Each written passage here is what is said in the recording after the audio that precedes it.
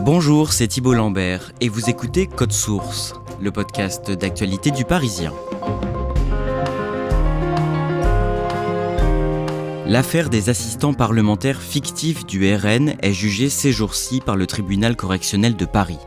Marine Le Pen, le parti Rassemblement National et 24 autres prévenus comparaissent pendant 2 mois pour détournement de fonds publics, complicité et recel du même délit. La leader d'extrême droite, aujourd'hui députée du Nord en France, est accusée d'avoir mis en place un système pour détourner au profit de son parti l'argent destiné à l'embauche d'assistants parlementaires européens. Entre 2004 et 2019, plusieurs assistants n'auraient en effet jamais travaillé pour leurs eurodéputés, que ce soit à Strasbourg ou bien à Bruxelles. Code Source vous raconte cette affaire aujourd'hui avec celle qui couvre ce procès pour le Parisien, Pascal Aigret, journaliste au service police-justice.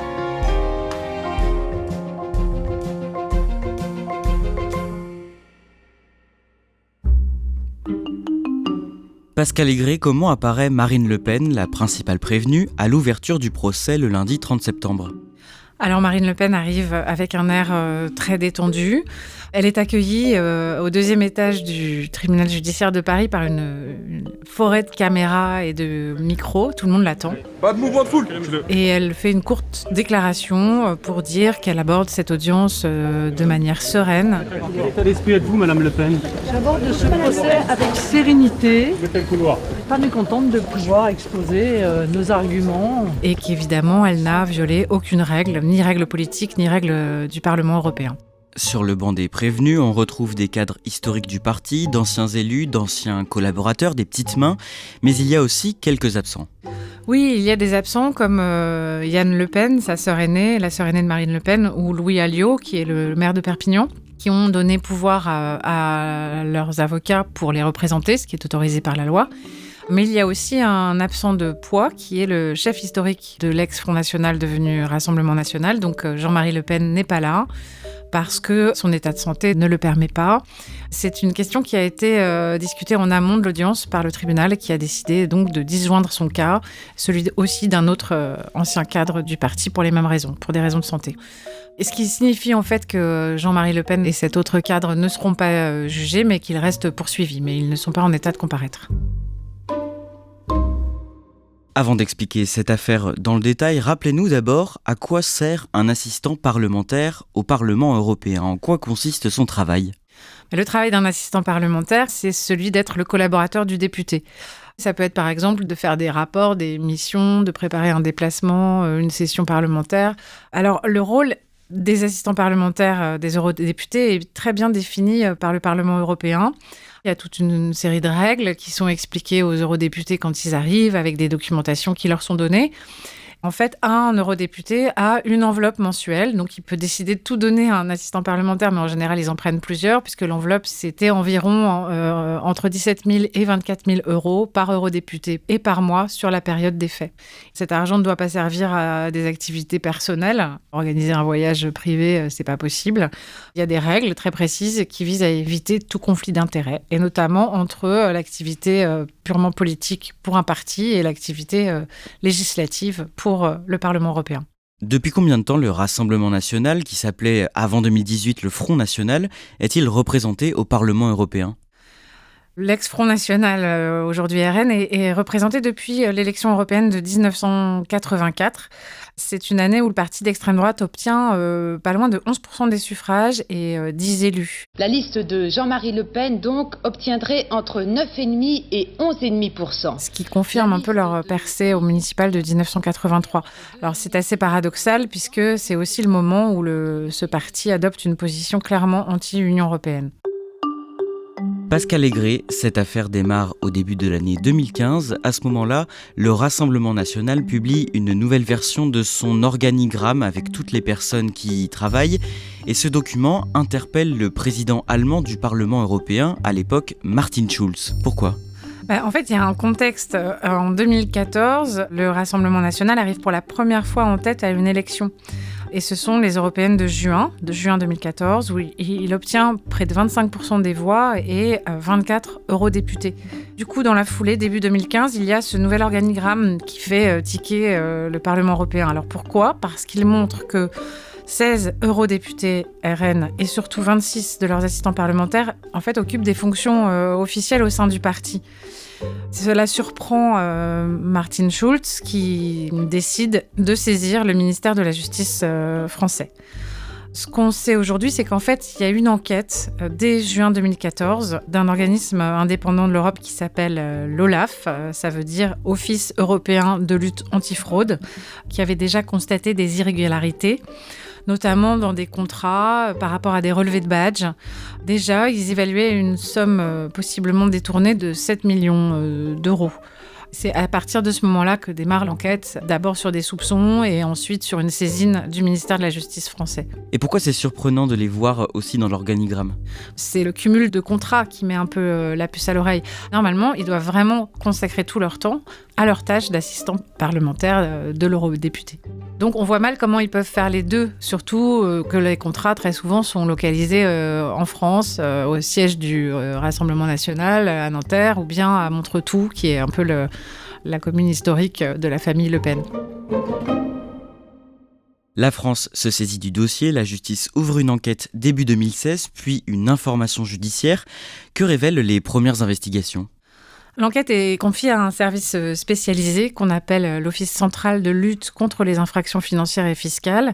Et cela confirme pas mal d'anomalies. Par exemple, sur les lieux d'emploi, sur la définition des missions, sur la succession de contrats. Il y a plusieurs personnes dont les cas les surprennent. C'est par exemple celui de Catherine Griset, alors qui est assistante parlementaire accréditée de Marine Le Pen, c'est-à-dire qu'elle est censée exercer à Bruxelles, et qui travaille en réalité au siège du Rassemblement national à Nanterre, comme assistante presque personnelle de Marine Le Pen, et puis elle deviendra d'ailleurs sa chef de cabinet. Alors c'est une personne qui bénéficie de plusieurs contrats, et en fait, par exemple, ils ont calculé que ses relevés de badge au Parlement européen montrent qu'elle est quasiment jamais au Parlement européen. Pour donner le détail, il apparaît qu'en 9 mois, elle est allée 12 heures au Parlement européen et qu'elle était au siège du Rassemblement national entre 15 et 22 jours dans le mois. Le cas d'un homme, Thierry Légier, attire l'attention des enquêteurs puisqu'il a été embauché à plusieurs reprises comme assistant parlementaire, alors qu'il est en même temps le garde du corps historique des leaders du parti, Jean-Marie Le Pen, Marine Le Pen et désormais Jordan Bardella. Ce qui étonne les enquêteurs, c'est qu'il a des CV où il ne mentionne jamais son activité d'assistant parlementaire. Il publie un livre où il raconte son histoire de garde du corps de la famille Le Pen, où il parle absolument pas de ce rôle-là. Et puis lui-même, en garde à vue, il expliquera qu'en fait, il faisait confiance. Il signait ses contrats les yeux fermés. Il savait peut-être même pas qu'il était censé exercer comme assistant parlementaire dessus. Ça fait partie un peu des cas symptomatiques de ce dossier. Il y a d'autres cas d'emploi qui sont considérés comme douteux par les enquêteurs. Il y a celui d'un graphiste au pôle communication du Rassemblement national. Il y a celui de la secrétaire particulière de Jean-Marie Le Pen ou encore celui de son directeur de cabinet. Ils ont tous signé des contrats d'assistants parlementaires alors qu'en fait, ils exercent forcément quasiment à temps plein leurs fonctions auprès, en l'occurrence, du leader du Front National. Cette enquête prend une ampleur particulière lors d'une vague de perquisitions en 2016 et d'auditions à partir de 2017. Les policiers découvrent d'abord des échanges de mails plutôt incriminants entre Marine Le Pen et le trésorier du parti, Valrand Saint-Just. Que disent-ils ? On ne sait pas ce que Marine Le Pen répond à Valrand Saint-Just, donc le trésorier, mais lui écrit très clairement, donc elle en est informée, le 16 juin 2014, donc juste après la victoire aux européennes. Dans les années à venir et dans tous les cas de figure, nous ne nous en sortirons que si nous faisons des économies importantes grâce au Parlement européen et si nous obtenons des reversements supplémentaires. Il alerte Marine Le Pen sur la situation financière critique du parti. Des économies importantes grâce au Parlement européen. Comment interpréter cette phrase du trésorier ? Valrand Saint-Just, il s'est défendu en disant que c'était logique parce que comme de hauts cadres du parti étaient devenus eurodéputés, ça faisait baisser la masse salariale. Pour les enquêteurs, ça signifie en fait que le Rassemblement national va se servir des fonds alloués par le Parlement européen pour faire travailler des assistants parlementaires pour le parti. En fait, en gros, on utilise l'argent de l'Europe pour que des assistants parlementaires européens travaillent pour le parti. Et les enquêteurs mettent la main sur des documents comptables qui renforcent leurs soupçons. Oui, il y a notamment des tableaux de suivi des emplois qui expliquent on va mettre un tel sur tel eurodéputé, on cherche à vider les enveloppes. Il y a des documents qui disent économies réalisées grâce au Parlement européen, c'est écrit noir sur blanc. Il y a même des calculs. Alors on trouve 9 députés européens, ça fait 12 salariés à 4 000 euros, ça fait 50 000 euros de salaire chargé. Chargé, on peut comprendre économisé. C'est cette somme d'éléments, d'indices qui font que les juges parlent d'un système de fraude, d'un système organisé de détournement de fonds. Pendant leur audition, plusieurs témoins évoquent des consignes que Marine Le Pen aurait données en juin 2014 à la vingtaine de nouveaux eurodéputés frontistes, donc au lendemain de la percée historique du parti aux élections. Qu'est-ce qu'elle leur aurait demandé ? Marine Le Pen, lors d'une réunion à Bruxelles, leur propose une sorte de deal. Elle leur aurait dit, vous n'avez besoin que d'un seul assistant parlementaire, et puis les autres, ils seront affectés au parti. Et en échange, vous, eurodéputés, vous ne payerez plus votre cotisation au parti. En fait, ce que ça semble signifier, c'est, vous avez une enveloppe, donc disons 24 000 euros, mais vous allez là-dessus salarier un seul assistant parlementaire, et puis moi, sur le reste de votre enveloppe, je vais en salarier 3 autres ou 2 autres, mais qui travailleront pour le parti. À ce moment-là, un élu trouve d'ailleurs ces consignes un peu douteuses et il en fait même part au trésorier du parti. C'est l'un des eurodéputés qui écrit au trésorier, Vallerand de Saint-Just, « Ce que Marine nous demande, c'est qu'on signe pour des emplois fictifs et c'est le député qui est responsable sur ces deniers, même si le parti en est le bénéficiaire. » Il ajoute « Je comprends ces raisons, mais on va se faire allumer. » Et là, on a une réponse assez étonnante du trésorier, Vallerand de Saint-Just. Il répond « Je crois bien que Marine sait tout cela. » Dans l'ensemble, Pascal Aigret, les indices rassemblés par les enquêteurs sont assez accablants pour le RN. On trouve par exemple un mail de Julien Audoul. Il est assistant parlementaire à l'époque. Aujourd'hui, il est devenu député à l'Assemblée nationale. Et Julien Audoul demande à Marine, donc dans ce mail, alors qu'il est censé travailler depuis 4 mois pour son eurodéputé, s'il peut aller à Strasbourg pour voir comment se passe une session et puis aussi pour rencontrer son eurodéputé. Donc ça signifie que 4 mois après avoir signé un contrat, il n'a toujours pas rencontré son eurodéputé. Tout ça, ça représente possiblement beaucoup d'argent détourné ? Alors, au début de l'enquête, le Parlement européen a évalué son préjudice à pas loin de 7 millions d'euros. Ça a été ramené là à l'heure du procès parce qu'en fait, ils ont un peu élagué des petits contrats à un peu plus de 3 millions d'euros sur une période qui va de 2004 à 2016. Ça fait 3 législatures en fait du Parlement européen. Alors, sur ces 3,2 millions pour être exact, il y en a un peu plus d'1 million qui a été remboursé. Alors, je dis remboursé entre guillemets parce que ça a été fait essentiellement par des saisies sur salaire. Par exemple, Marine Le Pen, eurodéputée, a remboursé environ 300 000 euros. On est donc aujourd'hui à 2 millions d'euros de préjudice. Pour donner une comparaison, l'affaire quasi similaire d'assistant parlementaire du Modem, UDF Modem, qui a été jugée l'an dernier, on était à un nombre d'emplois bien moins conséquent et à un préjudice qui s'élevait à 250 000 euros. Marine Le Pen est interrogée une première fois par les juges d'instruction en octobre 2018. Que dit-elle pour se défendre à ce moment-là ? Fin 2018, c'est la première fois qu'elle accepte de se rendre à une convocation des juges et elle se défend bec et ongle. Déjà, elle conteste toute fraude. Elle explique aussi que l'organigramme, c'est surtout fait pour faire plaisir aux égos en mettant des titres ronflants, que ça n'a pas vraiment de réalité. Et puis, elle dit aussi, et ça va devenir une ligne de défense après, qu'un assistant parlementaire n'a pas du tout à justifier de 8 heures de travail par jour à son député. Quelques mois plus tard, dans une nouvelle audition, en avril 2019, elle admet pour la première fois qu'il y a eu, je cite, un flottement. Qu'est-ce que ça veut dire ? Alors, le flottement dont elle parle, c'est qu'elle dit, il y avait que 3 eurodéputés sortants qui avaient un petit peu l'habitude du Parlement européen. Tous les autres, c'était en gros des nouveaux. Le Parlement européen, c'est compliqué à comprendre. Et puis, il y a des assistants parlementaires qui n'aimaient pas trop tel député, qui finalement voulaient travailler avec un autre. Bon, c'est une façon de dire, il y a peut-être eu quelques problèmes, mais tout de suite, elle se reprend et utilise cet argument qui est vraiment celui qui est utilisé aujourd'hui par la défense. C'est de dire que le Rassemblement national, c'est d'abord un parti minoritaire. Et donc, quand on est le député d'un parti minoritaire au Parlement européen, en fait, on fait avant tout du travail politique. Alors que ce travail politique soit à Bruxelles ou qu'il soit à Trifouille-les-Oirs en France, c'est forcément le travail d'un militant politique du RN. Et comment distinguer pour les assistants parlementaires ce qu'ils vont faire pour le Parlement européen ou au sens politique large pour le parti. En décembre 2023, les juges d'instruction en charge du dossier décident de renvoyer le RN, Marine Le Pen et 26 autres personnes devant le tribunal correctionnel pour détournement de fonds publics, complicité et recel de détournement de fonds publics. Selon les magistrats, Pascale Aigret, la triple candidate à l'élection présidentielle, est bien la principale responsable de ce système frauduleux ? Oui, elle est désignée et considérée par l'accusation comme la principale responsable de ces détournements de fonds parce qu'en fait, elle aurait d'abord perpétué comme présidente du Rassemblement national à partir de 2011 une fraude mise en place au départ par son père, Jean-Marie Le Pen, donc au profit de collaborateurs personnels. Elle l'aurait perpétuée et elle l'aurait aussi organisée en la rendant systématique au profit de son parti.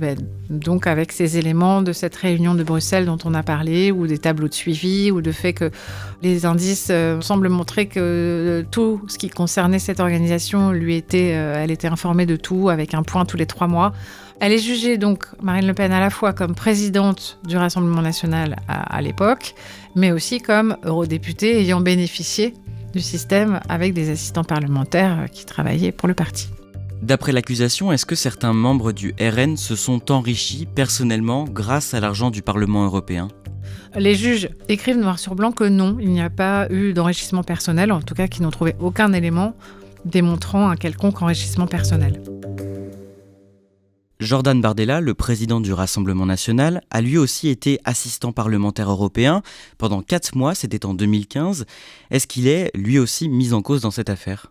Son nom apparaît effectivement dans le dossier puisqu'il est mentionné comme assistant parlementaire d'un eurodéputé mis en cause, mais il n'a jamais été entendu ni mis en examen, ni rien du tout. Il n'est pas poursuivi devant le tribunal aujourd'hui. Ce qu'il faut comprendre, c'est que d'après donc un confrère journaliste qui a écrit un livre, il aurait bidouillé des fausses preuves de son travail d'assistant parlementaire, mais en l'occurrence, le procès ne le concerne pas.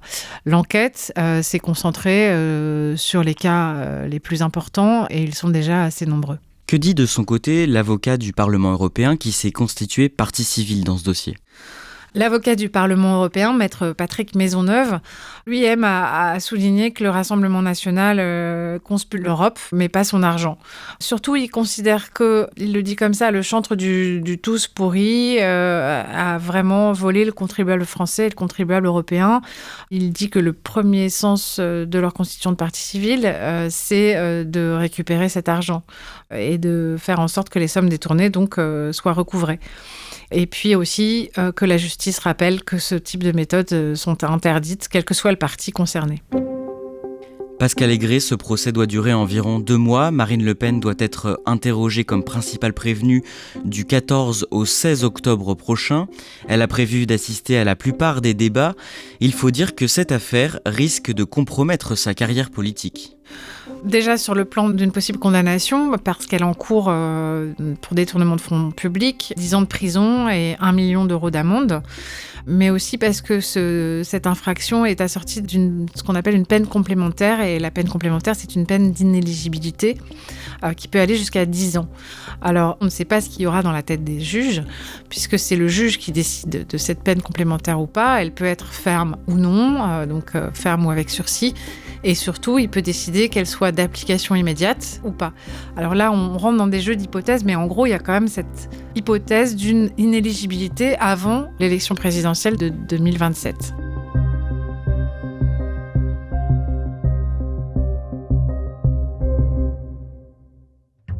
Merci à Pascale Aigret. Cet épisode a été produit par Barbara Gouy, Raphaël Pueyo et Clara Garnier-Amouroux. Réalisation Pierre Chaffanjon. Si vous aimez Code Source, parlez-en autour de vous. Laissez-nous des commentaires et des étoiles sur votre plateforme d'écoute préférée. Ne ratez pas non plus Crime Story, le podcast fait divers du Parisien, avec une nouvelle affaire criminelle racontée chaque semaine par Claudia Prolongeau et le chef du service police-justice du Parisien, Damien Delseny.